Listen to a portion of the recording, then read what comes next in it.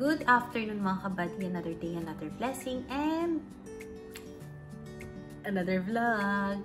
So ngayon mga kabady, nandito tayo sa bahay. Busy-busy ang person, kakauwi lang namin ng Taguig kasi nagpa-vaccine si Noah. So nagpa-vaccine siya. Actually sa Taguig kami nagpapa-vaccine mga kabady kasi late masyado yung gamot dito sa center. Nag-try din kami sa Santa Isabel. Tapos ayoko naman siya dalhin sa RHU. So, nag-decide na kami na doon na kami sa Taguig. May doctor naman siya mga kabady. May pedia siya dito. Kaso nga lang, pricey. So, sayang naman yung benefits ko sa Taguig, which is, kahit naman dati, hindi naman ako lumipat dito mga kabady. Botante talaga ako sa Taguig. Residente ako ng Taguig. So, wala makapagpabago doon. Kasi iba yung benefits nila mga kabady sa mga tao, sa mga residente. Talagang iba yung na-compare ko mga kabady, kaya hindi ko talaga pinakawalan yung Taguig. So ayun, yung mga susunod na tips mga kabady is ayun, naghakot, hinakot, pinakuha ko ulit kay na Ate Chilax yung sofa namin. So pinakuha namin, tapos pinick up naman nila ate. So nag-schedule sila ate ng pick up para doon. So share ko na lang sa inyo mga kabady dahil may gusto kaming gawin ni Maki. Tapos, gusto ko lang i-share sa inyo na last year, parang nag-decide kami na ibenta tong bahay. Ibenta kasi sabi ko, lipat tayo sa ibang lugar or lipat tayo sa Santa Isabel kasi may lupa naman tayo, doon pa tayo ulit tayo ng bahay. Tapos, ayun. Yun yung napag-desisyon na namin last year. Pero ngayon mga kabady na nandito pa rin kami sa bahay. So, sabi namin ni Maki, kapag may bibili, sige, bibilhin. Kapag wala, okay lang. Kasi bahay pa rin naman namin to eh. Wala namang mawawala kung mabebenta o hindi. Pero yun, may nag-offer. May nakausap kaming buyer. Tapos, negotiate sa price. Kasi may price talaga kami ni Maki. Tapos yun, parang, hindi pwede. Naisip namin ni Maki na hindi namin siya i-let go mga kabady kasi pinakaunang pundar namin. Maliban dun sa mini farm na kinuha na ni Ate Gloria, eto kasi, unang lupa, unang bahay. Parang, sabi niya nga, nung nasa lumang bahay kami, gusto niya ng bahay na makakagalaw yung mga anak niya. Yung parang gusto niya, yung space, hindi limited, parang, bahala ka, pwede kang mag-ikot-ikot, maglaro. Yun nga, parang nagbabasketball na nga rin kami dito. Yung mga chikiting, nagbavolleyball, nagbabadminton kasi mataas yung ceiling. So, na-decide namin ni Maki na hindi na namin siya ibebenta. Ang gagawin namin mga kabady is papaayos namin siya. Hindi naman totally na magbubom kami na, ay, pagandahin natin yung bahay. Hindi. Paunti-unti namin mga kabady.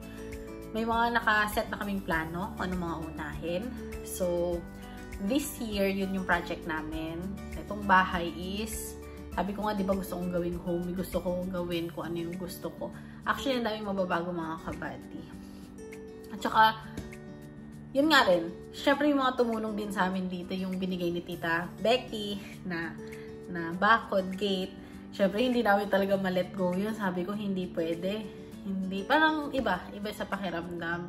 Tapos yung binigay ni Tita Milan sa lightings, ayan, yung mga lights natin. So ayun, yung mga bigay ng mga subscriber, yung tumulong sa amin ng mga subscriber, yung mga regalo nila. So syempre, inaano namin yun, binavalue namin mga kabady, kaya hirap din i-let go. At saka mga kabady, kasi hard-earned money to ni Maki. Aminin natin o hindi, yung kita namin sa YouTube, kita niya kasi malaking portion talaga. As in lahat naman dito, yung yung gastos is galing sa pinaghirapan niya. Ayaw niya ring mawala. Pero nung nag-offer mga kabady, malaking amount. Pero ang hirap pala i-let go, lalo pag pinaghirapan, parang pinangarap mo. Hindi, sabi ni Maki, hindi, wag na, ayusin na lang natin. So sabi ko, sige. So nagkasundo kami mga kabady, hindi namin siya ibibenta. Ito ang pinakalupa namin. So, ang binibenta lang namin mga kabady is yun nga, nabenta na namin yung mini farm, which is hindi pa tapos, pero nabenta na. Ano na yan? Parang close na yan. Okay na kami dyan. Tapos, yung dalawang lote na lang na yung may isa may structural na tinayo na for second floor at saka yung isang tabi. So, 609 square meters yung mga kabady. May mga nagtatanong, akala kasi nila hindi na rin ibebenta or wala na kaming plano or may iba na kaming gagawin dun. Sa amin kasi ni Maki, mabenta o hindi ang property mga kabady, hindi kami katalo. Mabenta o hindi ang property mga kabady, hindi kami talo. Kasi sa amin pa rin naman siya, di ba? Wala namang lugi sa lupa. Kahit nakatenga lang yan dyan. Gusto man namin gamitin. Gusto lang namin ibenta mga kabady kasi may mga gusto kaming gawin ni Maki. May mga paglalaanan kami. Pero kung hindi man mabenta, okay lang din. Kasi may mga anak naman kami. Iba pa rin kasi kapag may maiiwan ka sa mga bata. Pero at least, nakapag-check ako sa ano namin, sa mga goals namin. Kasi gusto ko, bago matapos ang taon, merong bago sa amin. Hindi man bonggang-bongga, pero alam namin na, uy, may napundar tayo. May napuntahan yung mga paghihigpit natin, yung pera natin, hindi lang yung sa wala, yung sa gastos. Kasi kami mga kabady, talagang magastos talaga sa mga bata. Iba yung nagpapaaral sa private, iba rin yung kailangan kasi mga maliliit pa sila. Syempre, gatas, lahat ng gastos. Gusto namin i-provide lahat sa kanila. Yung mga kailangan nila. So, ganun talaga mga kabady. Sobrang higpit. Pero nakaka-proud kasi nakapagpundar kami mga kabady ng lupa na 300 square meters. Tapos, nakakuha rin kami ng condo unit. So, oo, mga kabady. Ito yung ayaw ni Kabads. Pero, ako kasi gusto ko. Nakakuha kami ng condo unit. Kaya hindi ko rin ma-share. Sabi ko nga kay Maki, hindi ko ipapakita hanggat hindi ko pabayad. Pero, nakita ko na. Pero siya, hindi niya pa nakita. Pero at least, ayun mga kabady, diba? Alam ko sa sarili ko na may napupuntahan lahat. Hindi yung may dumating na malaking pera. May dumating na pera. Tapos, tapon sa wala. Ayun. So, alam naman ng mga kakilala namin, mga family friends namin, kung gaano. Hindi kami hayahay mga kabady. Hindi talaga kami hayahay mga kabady. Talagang nagdaan kami sa higpit talaga ni Kabads. Pero sabi nga namin, may goal kasi kami mga kabady. So okay lang na higpit now, enjoy later na kami. Kasi kesa naman hayahay kami, bigay kami, sigita kami ngayon. Tapos kinalaunan, after nun wala, diba?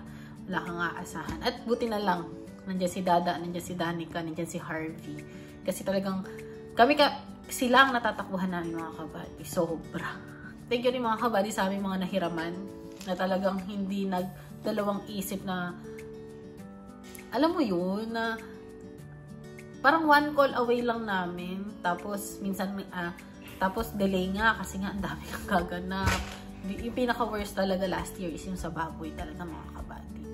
Actually, pinaka-best naman sa amin mga kabady is yung sa lupa.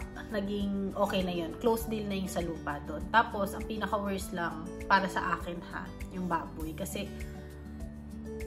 malaki yung lugi. Ayaw na lang namin isipin ni Maki yung figures kasi sabi ko, kikitain. Sabi niya rin naman, kaya niyang kitain ulit yun. So, ayun. Kasi part yun ng negosyo mga kabady. At saka sa mga nagtatanong, yung tindahan po namin, okay siya. Tsaka updated po yung mga kabady. Tsaka may mga accountant ako, mga friends. Kaya laking tulong nila. Kasi kapag kahit, ayun nga, busy ako, sila yung nagkaasikaso ng mga kabady. So talagang laking tulong na may mga kaibigan. Parang one call away. Anong gagawin ko? Late ako dito. Oh, yan, sila nag-asikaso doon kasi alam na nila yon. So ayun mga kabady, yun yung update ko. So ayan. Kaya ako pinapahakon yung mga kabady. Kasi, magbabago kami magbabago. Ayusin namin yung bahay. Ayusin talaga namin yung bahay from ilaw sa labas. Di ba nakita nyo? Ang abang nun is for chandelier. Pero hindi namin maasikaso ni Maki.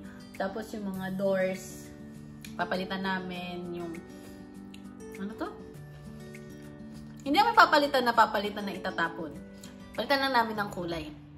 Gagawin lang namin may buhay. Kasi kung papansinin yung mga kabady, tignan nyo yung namin. Ayan o. Ayan o. Iba na yung kulay niya. Pati doon sa kitchen namin. So maglalagay rin kami mga kabady ng dirty kitchen. Yun yung project. Hindi naman mabilis ang project, pero unti-untiin namin. Kaya namin yan. So, yun lang. Tapos, ayun din, isa ko rin ngayon, struggle is yung oras ko nga. Kasi sa mga bata, pumunta rin ako sa tindahan. Pero, mostly sa mga bata lang talaga ako mga kabady. Kaya ako, nananaba ako. Nanaba talaga ako. Problema ko yung pananaba ko. Tapos, hindi pa ako nakapagpalahigi. Pero safe naman ako mga kabady. Kasi sabi namin si Noah last na yun.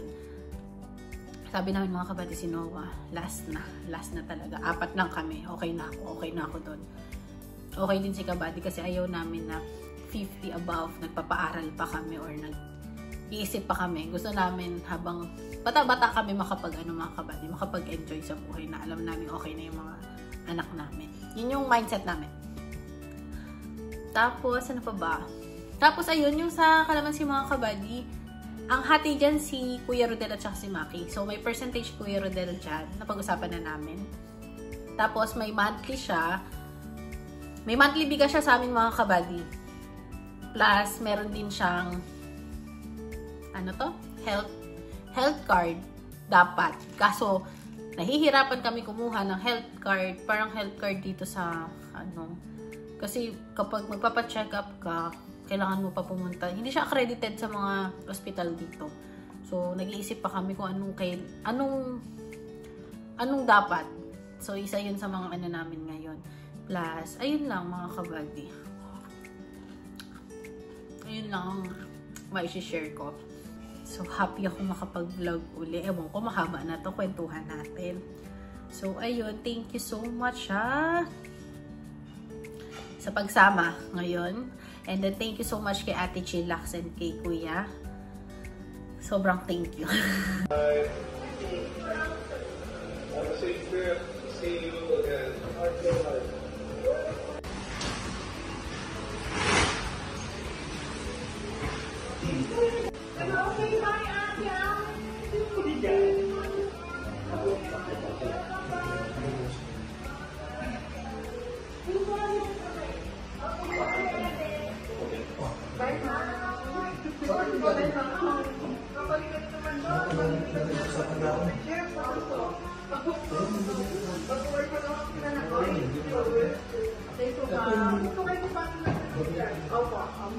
Thank you po. Okay, everyone.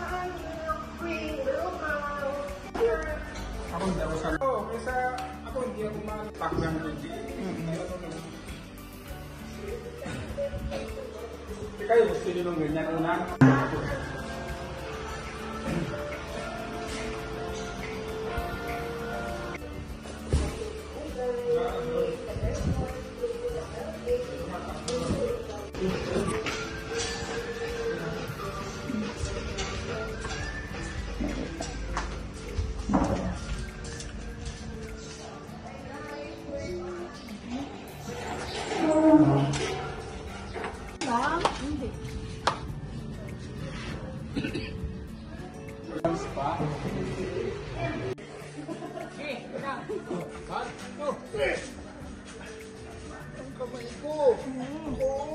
Paano na wala na nakasarap?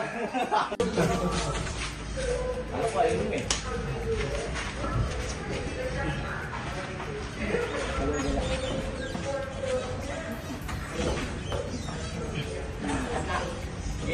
May request kami ni Maki. Tapos, nagpaano rin ako, di ba sabi ko nga mga kabady, ayoko sa bahay ng may cortina. Pero mag-change na ako. Mag-change na ako ng gusto. Kasi, pero, ewan ko, sinukatan na nila ate. Pero itong kwarto namin, stay as is lang yung mga blinds namin. Ibahin lang namin yung, yung pintura, ayusin namin. Tapos yung mga yan, itatago namin yung mga linya-linya. Basta ayusin namin siya mga kabady. So, abangan nyo na lang. So, busy talaga. Kailangan kumikita ang kabuhayan. Hindi talaga pwede na petiks-petiks lang ang person. So, ngayon, mas nakita ko na kasi na dapat more on management na lang ako. Hindi na ako yung nag-physical, ako yung nagtatrabaho or management na lang ako. Ako na magmamanage. Tapos ako na lang para mas maano siya, mas efficient, mas effective din mga kabady, para kaya ng oras. So, ayun. See you on our next vlog mga kabady. Bye-bye! Always spread love and positivity.